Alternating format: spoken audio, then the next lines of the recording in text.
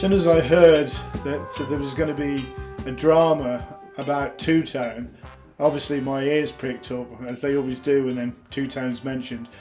And I thought, wow, we've got to be involved with this. Peter had been talking for quite a bit about a new series that was coming out, and we'd all heard it on kind of Facebook, I believe, that there's going to be a series that was influenced by Two Tone, based in Birmingham apparently, and being done by Stephen Knight, who we all know had done Peaky Blinders before, so I thought, wow, it's going to be exciting. I sent a few emails out, nothing happened, and after a while I got an email back and it was like, whoa, great. And it was a guy called Mark Almond, who was not that Mark Almond from Soft Cell, another Mark Almond, who was the costume guy from the series, and they wanted to come over and check us out and see what we could show them, and just be a little bit of the experts as far as the clothes was concerned. I'm Mark Almond and I was the assistant costume designer on this town. So my job was to work alongside the costume designer, which was a lady called Molly Rowe. We'd receive the script, read through it. This one was obviously quite close to my heart, being a Brummie lad. We look into each character, what they would wear, what would create that character's authenticity, because as you know, watching TV or film, before the actor even opens their mouth, you've got a visual image of what that person is. So a lot of, within that first 2 seconds of seeing them before they deliver a line, a lot of people are already buying into that character visually from what they wear. So our job within the design team is to make that character aesthetically as authentic as possible from first view. When the museum first opened, I want to say 10, 12 years ago, no, Pete would correct me on that, I seen some advertisement that the Two Tone Museum was being opened in Coventry, and obviously because I was into Two Tone, a bit of a Two Tone lad, I thought let's get out there and have a look. And I actually came with my youngest son. He was 14 at the time, and my dad. My dad was always into like reggae and ska and dub, and we all came out here together. But then as I got employed on the production and started to speak to other departments and my own department, I was like, you do know there's a Two Tone Museum, or now known as the Coventry Music Museum, there? And I was like, no. I was like, it's great. They've got a Rude Boys bedroom. They've got Pauline Black's coat there. And they were like, really? So then, not only did the cast come and visit here individually on their own, obviously before anybody knew what was going on, the art department came here to have a look.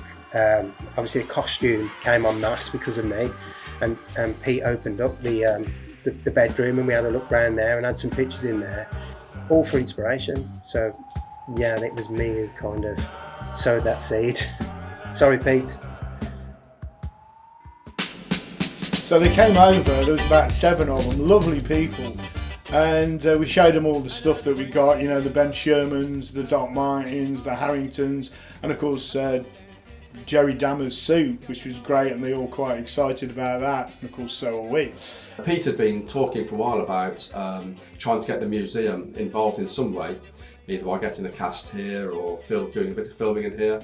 From there on, it was kind of like, they sent the cast over and they were in the car, the Ghost Town car, and we started to sort of become quite friendly, and then there was the thought of, God, we could be on there.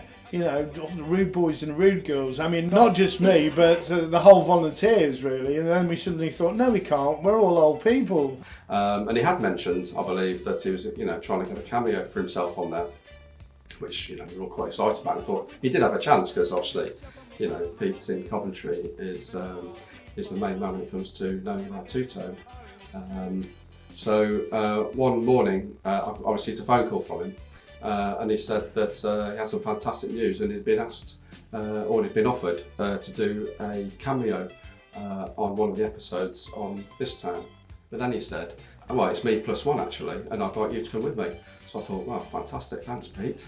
That's a great opportunity, thanks very much. So the idea was myself and Mark Harrison, and as one of our top volunteers who created all this, thank you Mark, and we were going to be sort of like the older guys, the ones, the skinheads that seen it and done it. We were sat in the background at the bar, and here it is, the bar, and just taking it all in. And one thing I want to say, and I think it's kind of important to everybody that visits, is that the idea was the bar was based on a place in Chelmsley Wood called the Happy Trooper, which was a hangout for all the Birmingham City Ultras, which were known as the Zulu Warriors. And I'd like to point out that most of us here are Cov City fans, and we've got nothing against Villa fans as well. So it's all, it's nothing about football in here, but obviously that's where the place is sited. So we have to carry on with that as far as this set is concerned. The first day that we'd been told we had to go somewhere was to do a costume fit. We were summoned to go over to Birmingham in the jewellery quarter. There was I think it was, I'm not sure, some office building, but it was absolutely packed with clothes, skinheads' clothes of the day, and it was quite exciting to see them. Some of the stuff there was just wonderful. We tried to utilise as many original pieces as we could. Some of the pieces, depending on who was fitting, whether it be part of the cast or background, were made, because some of the period pieces, obviously different body shapes from then to now. We was lucky in some of the scenes that we had a great crowd casting department that were bringing in youngsters that are current, I want to say, members or definitely participants of this skinhead revival. My name is Alex Angel. I'm from West Bromwich, and I've been into the skinhead scene since I was a kid. My parents, my mum's a Northern Solely, my stepdad was a skinhead in like the late 70s, 80s. So I've grown up around the music, the subculture my whole life, and yeah, I love it to bits. It's a really, really deep. I've got a deep love for it. I had a casting call sent to me by different people on social media, family, friends, and I looked into it. I remember it basically said that the one that I got sent that I can remember said that they were just looking for bald people. So I thought, it's the skinhead scene.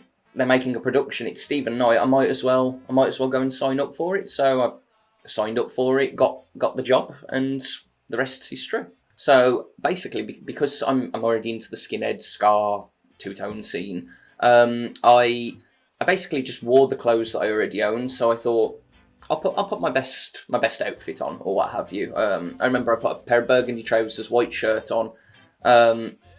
Thought, yeah, this is it. Turned up in it, and the costume team basically didn't have to do anything. They were already like, you've got what we're looking for. So basically just turned up in my own clothes, and they went, yeah, that's perfect.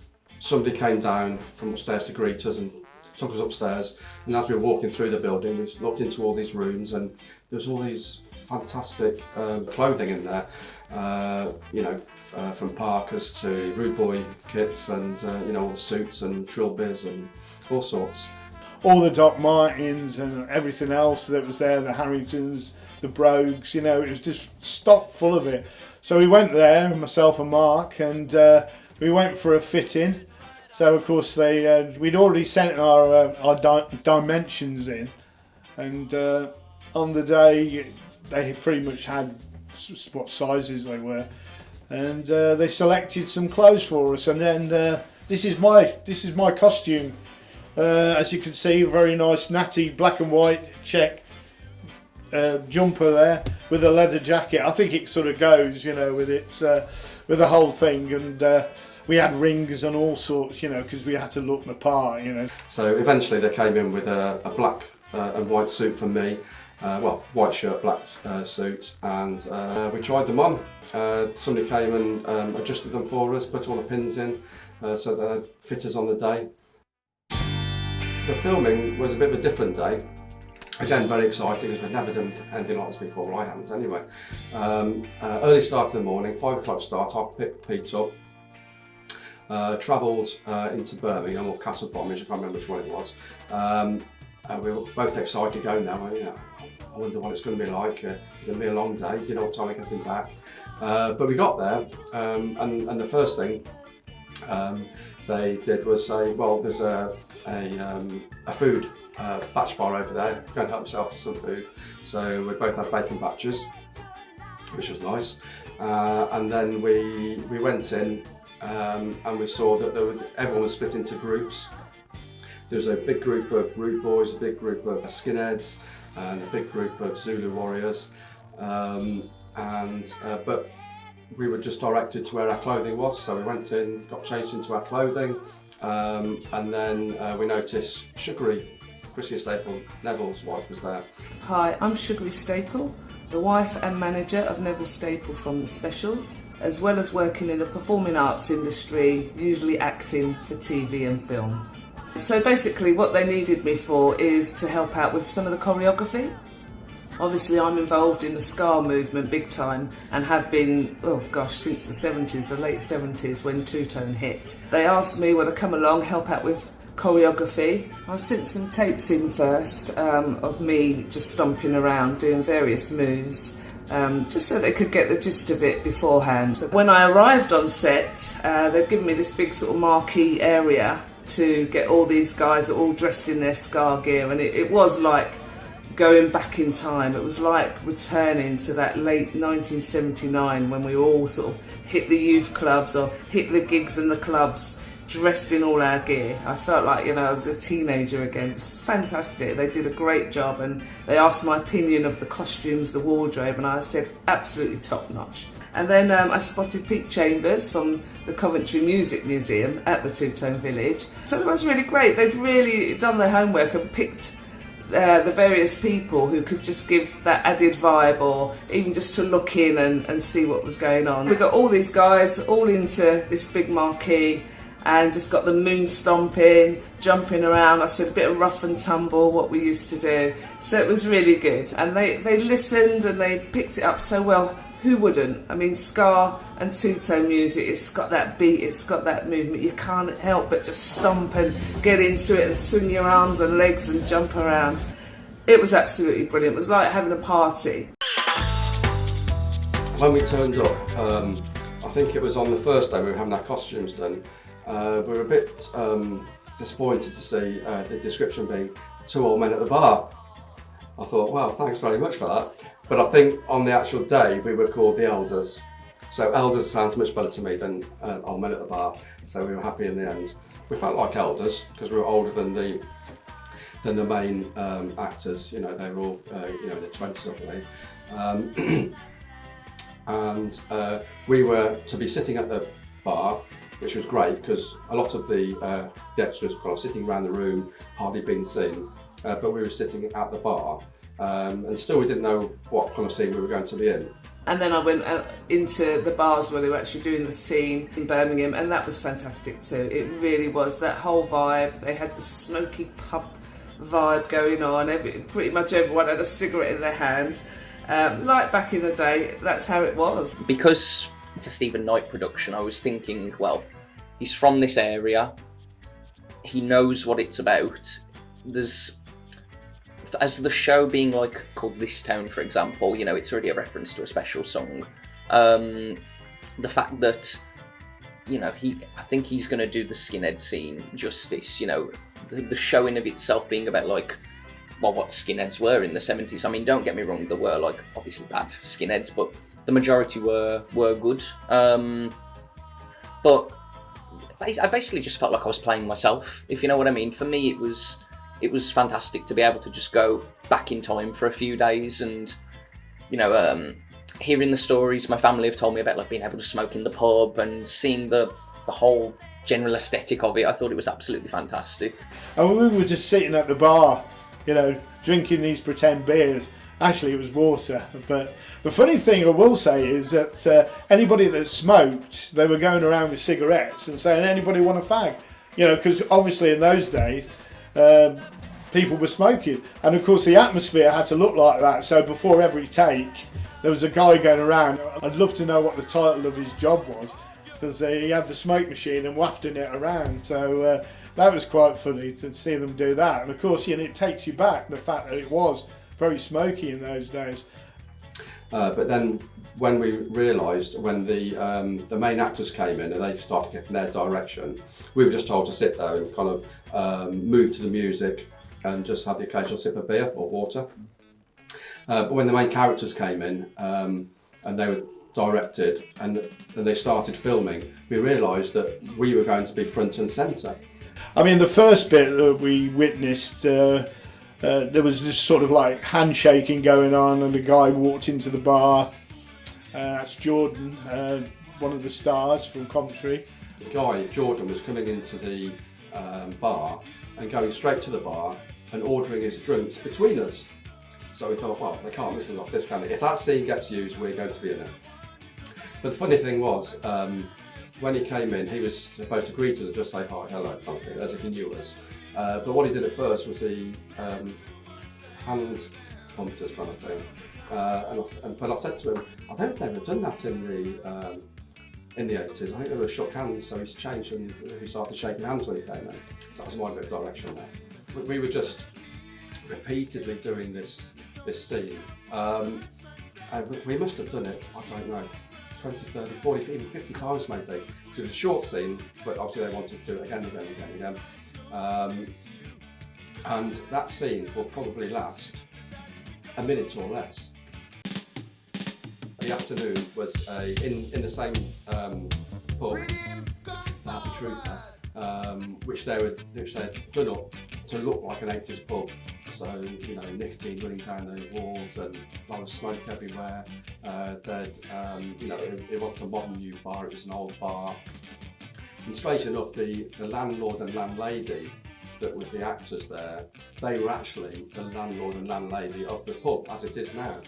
So they'd been obviously invited like us to the cameos. So obviously they were excited about that as well. The afternoon one was more interesting because it was like a sort of a fight scene. And people talk about, did you have a speaking part? I always say, well, of course not. No, we were only cameos. Then I thought, hang on a minute, we kind of did. Because there was a big fight going on. They had this, obviously, the chairs that fell to bits, you know, the stunt chairs or whatever they call them. And there was a bit of a fight scene going on, but we all had to get in a circle and we all had to start shouting. So we kind of like, did have a speaking part in a way. So the second scene was still in the bar. But one of the actors had gone into a fight, I believe, about a girl. So we had to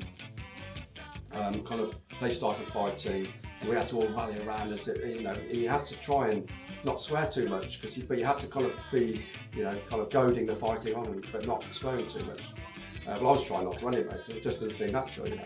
And that was quite fun to see that going on. And of course, they were running out of the chairs as well. Somebody shouted out at one point, "Use the real one!" I mean, that would have been quite funny. I don't think there would have been much more filming going on that day. But yeah, it was really, really interesting to see how it was all put together, particularly the fight scene, because obviously the stunt director had to come in and do all that. And again, that scene must probably only last, again, 30 seconds to a minute, and that was the whole afternoon. Halfway through the day, lunchtime, we all went outside. They cooked for lunch, and it was, you know, while we were standing around, everyone was standing around outside this pub. They'd been closed to the public, obviously, for a while because it's been used for filming. And I put the public were coming out the houses, people walking past, wondering who you were, knowing that you were doing acting, but wondering who you were, if you were famous or not. So it was quite nice just pretending to be famous for a short while, you know. That was good. The other strange thing was that when they were, because there was music playing all the time, the same song playing all the time, Son of a Preacher Man, I think it was on the morning. But then when the actual actors came in and started talking, the music was switched off, obviously, so they could record their voices. But we had to keep on pretend the music was on and trying to keep to the beat, take a sip of water, pretending to talk. But that just seemed strange because obviously they just wanted to hear their voices, which is obviously how they do it all the time. it was a long day. I think I got up at 5 o'clock in the morning, and I think we got back home about 8:30. So it was a long day. I mean, it was an enjoyable day, but in a different day. But doing it sort of day in and day out, I would imagine it becomes a bit of a chore, because I find it quite incredible that they actually get anything done, because we were there. You do one scene in the morning, and obviously it's repeated about, what, I don't know, 10, 20 times. Same in the afternoon, and basically you're getting probably about, I don't know, 5 or 6 minutes at that of footage. Probably not even that. So you think, God, no wonder it takes so long and so many people to put these productions together.